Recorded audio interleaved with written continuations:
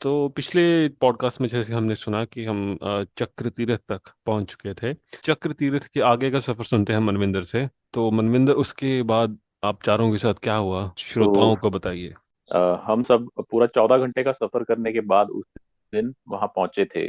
लेकिन हमें बहुत अच्छा लगा क्योंकि खुला मैदान था। इतना कठिन ट्रेल करने के बाद सब थके हुए थे, बहुत ज्यादा थके हुए थे। और एक जो मेरे मित्र हैं, संदीप पांडे, वो उनको एएमएस के सिम्टम भी आ गए थे। उस दिन हमने जल्दी सबसे सब कुछ अपना टेंट पिच करके वहां पे खाना वगैरह का अरेंजमेंट फटाफट से किया। लेकिन संदीप ने उस रात कुछ ज्यादा खाना नहीं खाया। तो हमारा सुबह का ये प्लान था कि जल्दी से उठ के सतोपंथ के आगे का हम देखेंगे। सतोपंथ क्रॉस करने के बाद तो हमें बताया गया था कि ये एक काफी 3 किलोमीटर का सीधा सीधी सीधी चढ़ाई होगी, जो कि रास्ता बहुत कठिन होगा। तो हमने सोचा था कि 8 बजे उठ के हम आगे जाएंगे। तो हमने जैसे सुबह शुरू करने की सोची तो संदीप की हालत में कोई ज्यादा सुधार नहीं आया था। उसने आगे चलने से मना कर दिया था। अगर बुखार वगैरह लगता है या कुछ ऐसा लगता है तो ये हमें जो भी एक्यूट माउंटेन सिकनेस की गोलियां थी, वो उसको दवाई दे के हम आगे चलने के लिए तैयार हो गए थे। हम तीनों निकले, 8:30 बजे के आसपास हमने प्रस्थान किया। और रास्ता ऐसा था सिमरन, जैसे हमने पिछले दिन 14 घंटे का सफर किया, जो कि ग्लेशियर के ऊपर रेत और मोरेन बॉर्डर जिसे कहते हैं, पथरीला रास्ता, उससे भी ज्यादा पथरीला रास्ता था ये। मौसम बीच बीच में करवट ले रहा था, बीच में बादल आ रहे थे, बीच में ऐसा लग रहा था कि बर्फबारी भी शुरू हो जाएगी, जो कि बीच में हुई भी। तो रवि ने फिर से एक बार चार्ज लिया इसका, यात्रा का। वो हमें रास्ता दिखा रहे थे और साथ साथ लेकर जा रहे थे। तो ये कह लीजिए कि कम से कम हमें 11 बज गए होंगे। 8:30 बजे शुरू करने के बाद 11 बजे के पास हम एक हमें झील जैसी प्रतीत हुई जगह।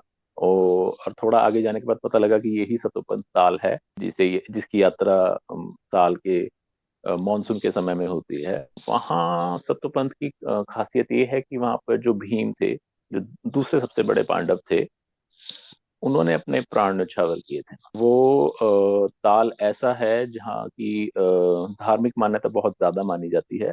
जो भी बड़े बड़े सिद्धि प्राप्त साधु हैं, वहां पर अपना तप करते हैं, जो कि साल भर चलता है। और ऐसे ही हमें दो साधु संतों ने अपनी कुटिया में आमंत्रित किया, चाय और बिस्किट के लिए। और ओके। आप यकीन नहीं मानेंगे, उनकी उम्र एक की 24 साल थी और एक की 28 साल। वो छोड़ चुके थे पूरी दुनिया। एक तो चंडीगढ़ से ही था जहाँ से मैं हूँ। उन्होंने बोला कि हमने मैंने इंजीनियरिंग की पढ़ाई पूरी करने के बाद ये सब यहाँ पे आने का निर्णय लिया है। और जो दूसरे थे, वो 28 साल के जो थे, एक्सप्रेशन कह लीजिए, हाव भाव बहुत ही शांति में, बहुत ही मतलब ठहरे हुए इंसान के जो होते हैं। तो हम तो अपने साथ अपना पूरा गियर लेके चले हुए थे कि मतलब सतोपंथ के बाद हम स्वर्गरोहिणी अटेम्प्ट करेंगे, जो कि एक चोटी की क्लाइम करने की जैसा ही प्रतीत होता है। जैसे ही हम उस कुटिया के अंदर इस बार में वर्णन करना शुरू कर रहे थे, तो उनमें से ही जो बड़े थे साधु, उन्होंने बताया कि जब तक आपकी पूरी मन की शुद्धि नहीं होती, तभी ही आप इसको कर सकते हैं। और वो भी सूर्य कुंड तक जाएगा रास्ता। प्रगरुणी से पहले जो पहला स्टॉप है वो हम्म। सूर्य कुंड है। मतलब जैसे आप सतोपंथ क्रॉस करते हैं तो पहले चंद्रकुंड आएगा, उसके बाद सूर्य कुंड आएगा, उसके बाद स्वर्गरोहिणी आपको दिखेगा, लेकिन आप वहां जा नहीं पाएंगे। तो वो पिछले 10 दिन के अपने किस्से सुना रहे थे। वो जो साधु जी हैं, वो कह रहे थे कि हमसे पहले भी 10 दिन पहले यहाँ पर दो लड़के आए थे, जो कि आगे जाने के बारे में बात कर रहे थे और उन्होंने अटेम्प्ट भी किया। लेकिन एक बहुत ही दुखद समाचार आया कि वो उनका अभी तक कोई नामो निशान नहीं मिला है, ना कोई समाचार आया कि वो कहाँ है, कैसे हैं। उनका बैग जरूर मिला, लेकिन वो नहीं मिले। तो जो भी इस यात्रा में आते हैं, सावन के महीने में आते हैं, वो सूर्य कुंड तक होके वापस चले जाते हैं। स्वर्ग रोहिणी, स्वर्ग की जो 3 सीढ़ियां उनको दिखती है साथ में से, उसको उसके दर्शन करके वापस चले जाते हैं। हम्म। कैलाश के लिए बहुत ही कठोर तप करना पड़ता है, एक बहुत ही सादा जीवन जीना पड़ता है। तो ये सब बता रहे थे। तो हमें ओके। ठीक है, हमने उनकी बात को एक बार सुन लिया, लेकिन मानेंगे तभी जब हमारे साथ ऐसा कुछ होगा। तो हमने तीनों ने बैठ के निर्णय लिया, ठीक है, उनका हम आदर सत्कार करते हैं साधु संतों का। तो लेकिन हम तीनों ने एक बार सोचा, रवि थोड़ा हिचकिचा रहा था कि नहीं, हमें नहीं जाना चाहिए, हम ठीक नहीं है। अरविंद था और मैं था। हमें सतुपन जाके बहुत अच्छी अनुभूति हुई थी। मतलब ऐसा लग रहा था कि इससे बढ़िया कोई चीज नहीं हो सकती। एक ठहराव जो आता है दिमाग में, वैसा आ रहा था। सुख की प्राप्ति, ब्लिस कहते हैं इंग्लिश में, वैसा हम्म। अनुभव हो रहा था। तो हमने डिसाइड किया कि चलो ठीक है, एक अटेम्प्ट दे के देखते हैं। हमारे पास सामान है, इतनी दूर आए हैं, अटेम्प्ट तो करके जाएंगे। आगे जो होएगा हम्म। देखा जाएगा।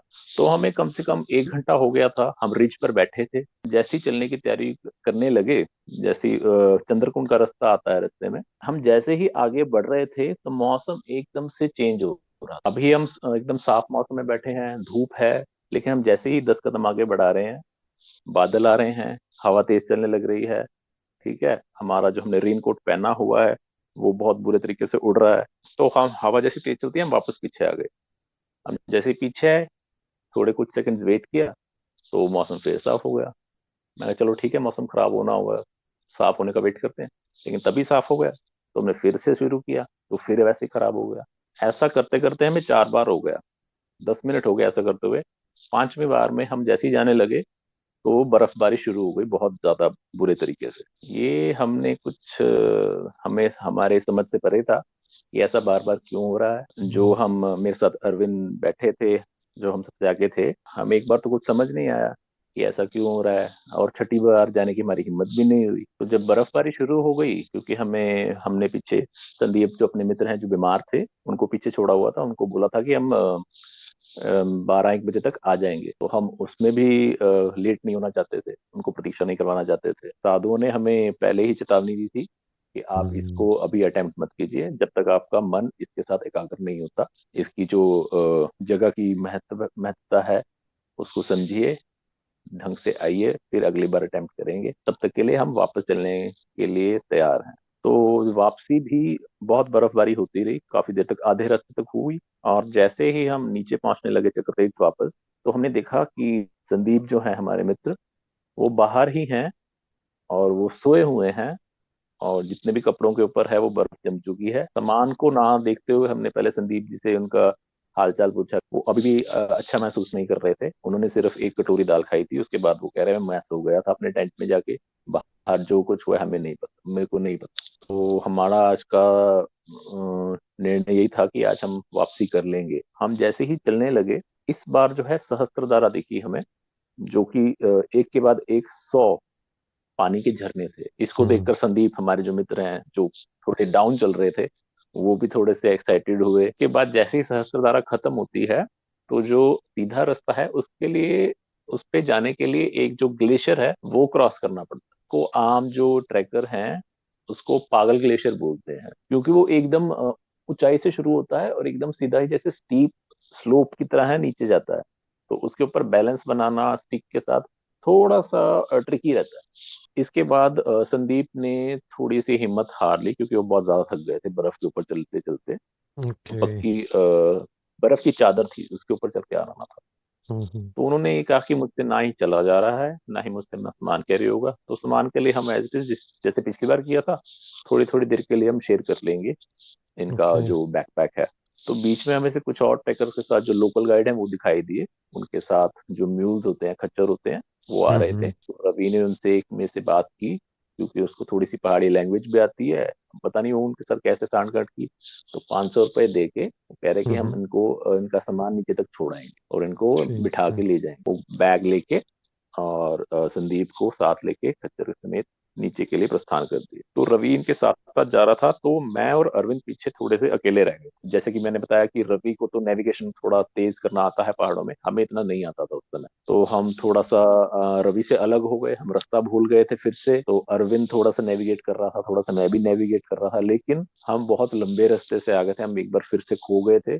और हम लक्ष्मी वन में जाके थोड़ी देर के लिए रुक गए थे। वसुधारा सामने दिखाई दे रहा था, जो कि पहली कैंप साइट थी, और इधर जो माना गांव का दृश्य है, नीचे एक मंदिर है, वो दिखाई दे रहा था।